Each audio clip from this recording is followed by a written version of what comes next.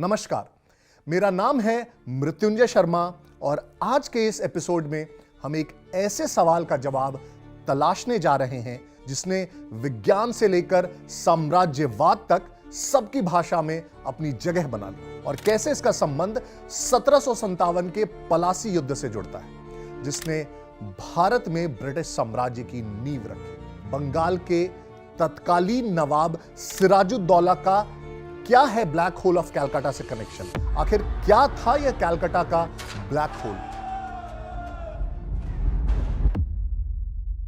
इस कहानी की जड़ें हमें ले जाती हैं 18वीं शताब्दी के मध्य में, उस दौर में जब मुगल साम्राज्य का सूरज ढलान पर था। दिल्ली की सत्ता कमजोर हो चुकी थी और अलग अलग प्रांतों में असली ताकत नवाबों के हाथ में चली गई थी। बंगाल भी उन्हीं में से एक था, समृद्ध, व्यापारिक और रणनीतिक रूप से बेहद अहम। इसी बंगाल में ब्रिटिश ईस्ट इंडिया कंपनी के कुछ गिने चुने किले थे। इन्हीं में से एक था फोर्ट विलियम, कैलकाटा में। उस समय दुनिया के अलग अलग हिस्सों में 7 इयर्स वॉर अपने चरम पर था और फ्रांस तथा ब्रिटेन आमने सामने खड़े थे। यह टकराव सिर्फ यूरोप तक सीमित नहीं था बल्कि इसका असर एशिया, अफ्रीका और अमेरिका तक फैल चुका था। बंगाल जैसे समृद्ध और रणनीतिक इलाके इस वैश्विक संघर्ष में बेहद अहम बन चुके थे। इसी वजह से फ्रांस और ब्रिटेन दोनों ही बंगाल में अपनी सैन्य और व्यापारिक मौजूदगी मजबूत करने में जुटे थे। बंगाल के नवाब सिराजुद्दौला ने इस बढ़ते सैन्यीकरण पर आपत्ति जताई और फ्रांसीसियों को अपनी गतिविधियां रोकने का आदेश दिया, जिसे उन्होंने मान लिया। लेकिन अंग्रेजों के मामले में स्थिति अलग रही। बताया जाता है कि नवाब की आपत्तियों और सवालों के बावजूद अंग्रेजों की ओर से कोई स्पष्ट जवाब नहीं आया और फोर्ट विलियम की किलेबंदी जारी रही। यूरोपीय शक्तियां बंगाल को सिर्फ एक भूभाग नहीं बल्कि वैश्विक मुनाफे और साम्राज्य विस्तार की एक अहम कड़ी के तौर पर देख रही थी और यही तनाव आगे चलकर बड़े टकराव का जमीन तैयार कर रहा था। सिराजुद्दौला ने अंग्रेजों से सवाल किया कि आखिर यह तैयारी किसके खिलाफ चल रही है। जब कोई संतोषजनक जवाब नहीं मिला तो सिराजुद्दौला ने फैसला कर लिया। 16 जून 1756 कहा जाता है कि सिराजुद्दौला लगभग 50,000 पैदल सैनिकों, 50 तोपों और हाथियों की विशाल सेना के साथ कलकत्ता की ओर बढ़े। 19 जून तक उनकी सेना फोर्ट विलियम के दरवाजों पर खड़ी थी। उस समय किले के गवर्नर थे जॉन ड्रेक। हालात की गंभीरता को समझते हुए ड्रेक कुछ खास लोगों, महिलाओं और बच्चों को लेकर एक जहाज के जरिए भाग निकले। किले की कमान अब जॉन हॉलवेल के हाथ में थी, जो एक सर्जन थे और जिन्हें युद्ध का कोई खास अनुभव नहीं था। करीब 170 ब्रिटिश सैनिकों ने कुछ देर तक मोर्चा संभालने की कोशिश, लेकिन हालात बेहद खराब। गोला बारूद का भंडार तबाह हो चुका था।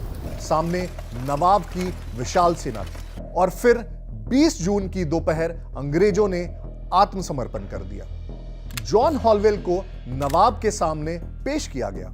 हॉलवेल के अनुसार सिराजुद्दौला ने उनसे वादा किया कि बंदियों के साथ नरमी बरती जाएगी। कुछ देर बातचीत हुई, नवाब उठे और वहां से चले गए।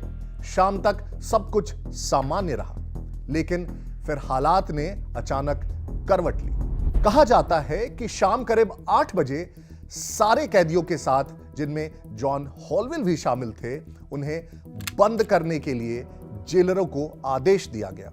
किले के भीतर कोई उपयुक्त जगह तलाश कराई गई। जेलरों ने किले के अलग अलग हिस्सों में जगह खोजी और अंततः उन्हें फोर्ट विलियम की एक छोटी सी काल कोठरी में ले जाया गया।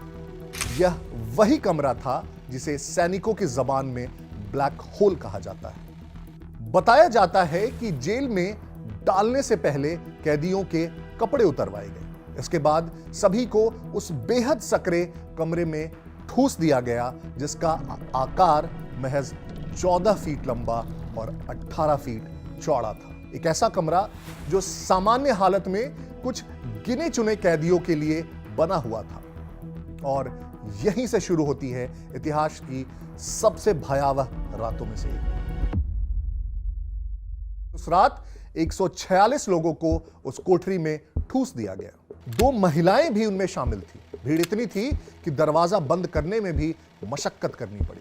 वह कमरा बेहद छोटा था, सिर्फ 2 खिड़कियां, वो भी एक ही तरफ, और उन पर मोटी लोहे की सलाखें। हवा के लिए कोई रास्ता नहीं। ऊपर से कलकत्ता में आगजनी की घटनाओं के कारण वातावरण पहले से ही गर्म और दम घोटने वाला था। रात होते होते लोग बेहोश होकर गिरने लगे। पहरे पर खड़े सिपाहियों ने अंदर की हालत देखी, लेकिन किसी की हिम्मत नहीं हुई कि दरवाजा खोले। इसके लिए नवाब की इजाजत लेनी पड़ती, और आधी रात में नवाब को जगाने का जोखिम कौन ले। हॉलवेल लिखते हैं कि उन्होंने सिपाहियों से गुहार लगाई, पहले 1000 रुपए की रिश्वत की पेशकश की। आधे लोगों को किसी बड़े कमरे में शिफ्ट करने के लिए मना कर दिया गया, फिर रकम 2000 कर दी गई। जवाब वही रहा, असंभव। धीरे धीरे लोग दम तोड़ने लगे, चीखे, कराहें, पानी की पुकार। किसी तरह एक सिपाही पानी लेकर आया। सलाखों के बीच से पानी अंदर पहुंचाया गया, लेकिन भीतर ऐसी भगदड़ मची कि ज्यादातर पानी जमीन पर गिर गया। जिनके होठों तक पहुंचा वह प्यास बुझाने के बजाय उसे और भड़का गया।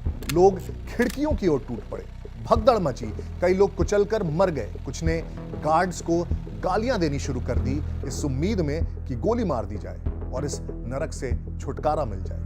21 जून की सुबह लगभग 6 बजे सिराजुद्दौला की नींद टूटी। बाहर एक अधिकारी खड़ा था, डरा हुआ। उसने नवाब को ब्रिटिश कैदियों की हालत बताई। सिराजुद्दौला तुरंत उठे और दरवाजा खोलने का आदेश दिया।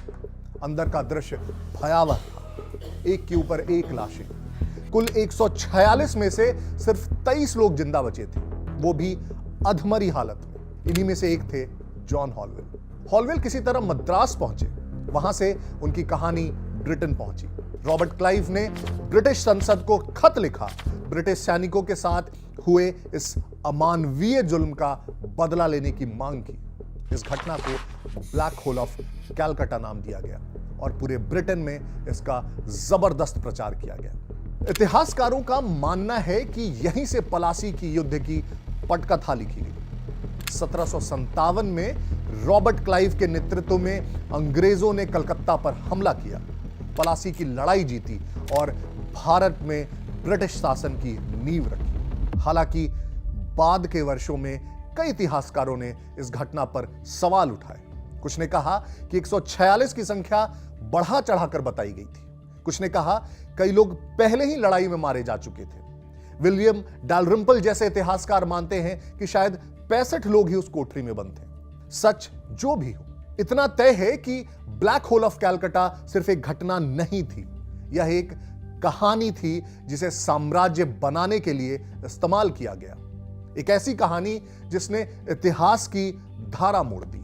और शायद इसलिए 200 साल बाद जब ब्रह्मांड के सबसे अंधेरे रहस्य का नाम देने की बात आई तो इंसान को याद आया कैलकाटा का ब्लैक होल।